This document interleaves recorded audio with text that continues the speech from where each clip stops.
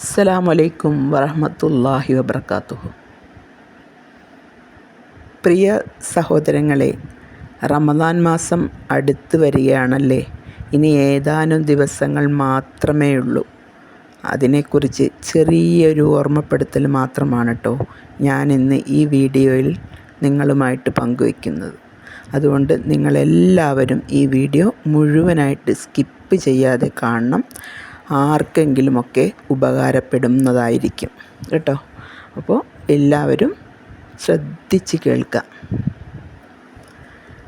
നമ്മൾ എല്ലാവരും കാത്തിരിക്കുന്ന അനുഗ്രഹങ്ങളുടെ മാസമാണ് റമദാൻ അല്ലേ.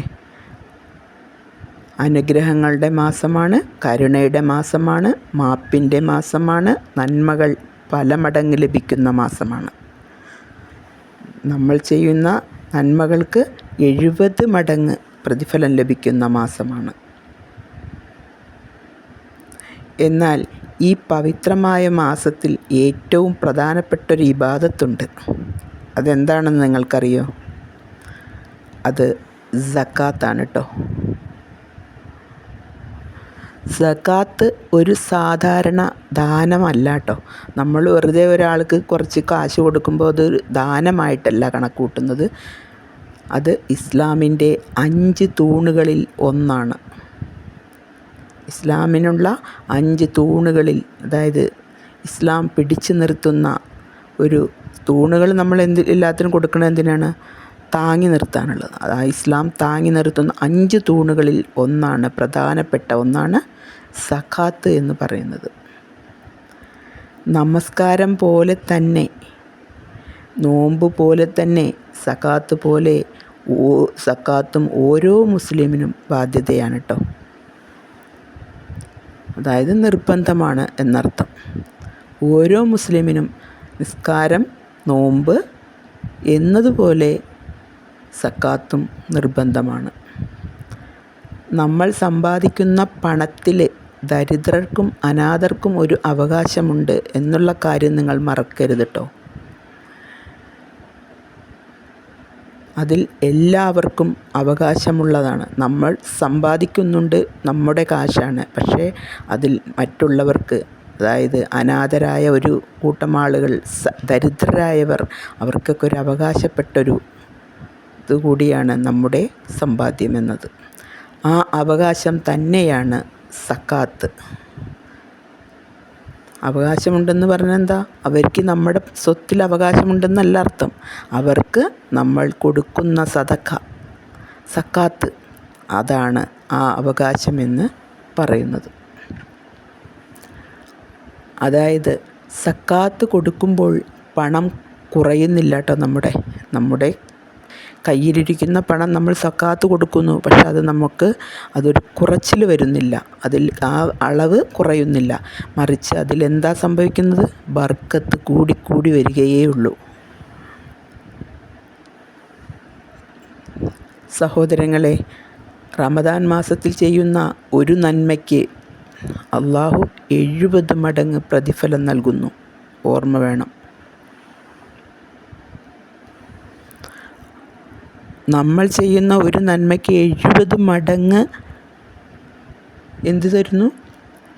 പ്രതിഫലം നൽകുമെന്ന് നിങ്ങൾ ചിന്തിച്ചിട്ടുണ്ടോ? 70, ഒരു നന്മയ്ക്ക് അള്ളാഹു 70 മടങ്ങ് പ്രതിഫലം നൽകും. അപ്പോൾ റമദാനിൽ സക്കാത്ത് കൊടുത്താൽ അതിൽ നമുക്ക് എത്ര വലിയ പ്രതിഫലം ലഭിക്കുമെന്ന് നിങ്ങൾ ആരെങ്കിലും ചിന്തിച്ചിട്ടുണ്ടോ? ഒരു ദരിദ്രൻ്റെ വീട്ടിൽ ഭക്ഷണം എത്തിക്കുമ്പോൾ അവൻ്റെ മുഖത്തുണ്ടാകുന്ന ആ പുഞ്ചിരി, ഒരു അനാഥൻ്റെ, ആരുമില്ലാത്തൊരു അനാഥൻ, അവനെ നമ്മൾ ചേർത്ത് പിടിച്ച് അവൻ്റെ കണ്ണുനീരൊപ്പുമ്പോൾ അവൻ്റെ മുഖത്തുണ്ടാകുന്ന ആ ആകാംക്ഷ, ഒരു രോഗിക്ക് മരുന്ന് ലഭിക്കുമ്പോൾ അവൻ്റെ മുഖത്തിലുണ്ടാകുന്ന ആ പ്രതിഭാസം, ഇതെല്ലാം നിങ്ങൾ ശ്രദ്ധിച്ചിട്ടുണ്ടോ? ആ പ്രതിഭ, ആ മുഖത്തുണ്ടാകുന്ന പ്രതിഭ, ആ തിളക്കം,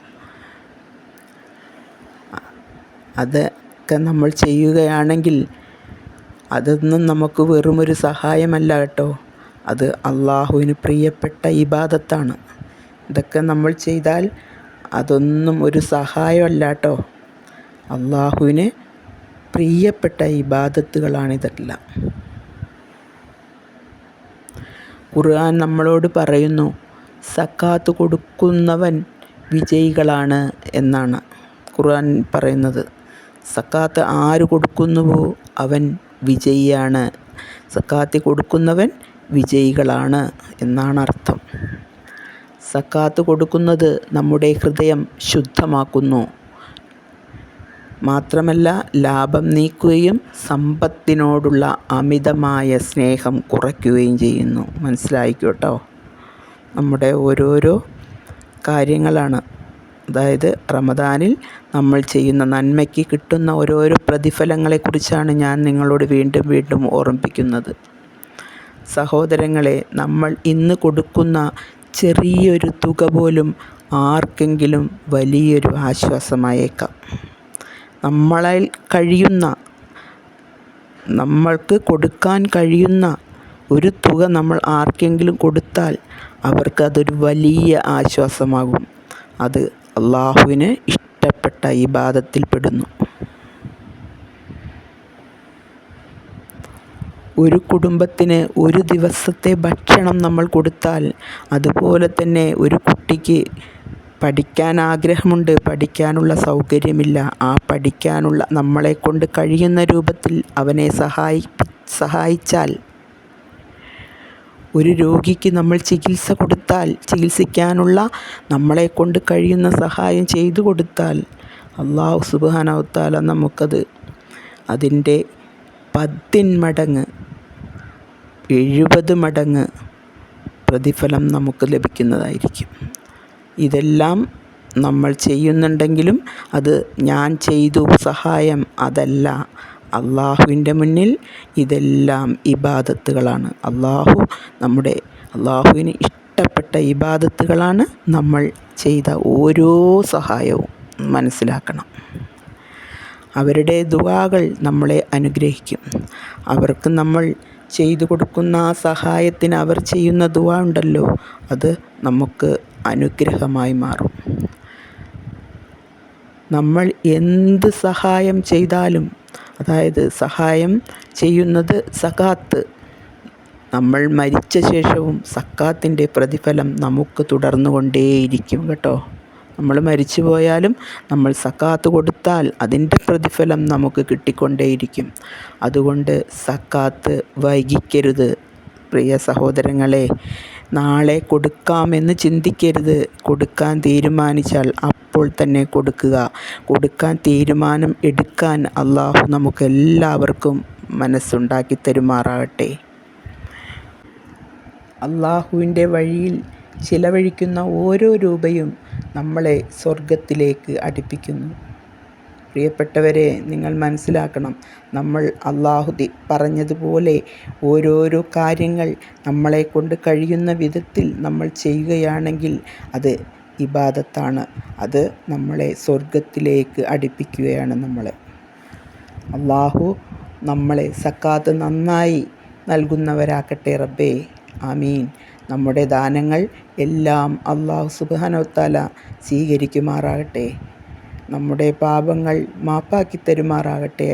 തമ്പുരാനെ, ഞങ്ങളെ നീ കാത്തുരക്ഷിക്കുമാറാവണേ നാഥാ. ആമീൻ യാ റബ്ബിൽ ആലമീൻ.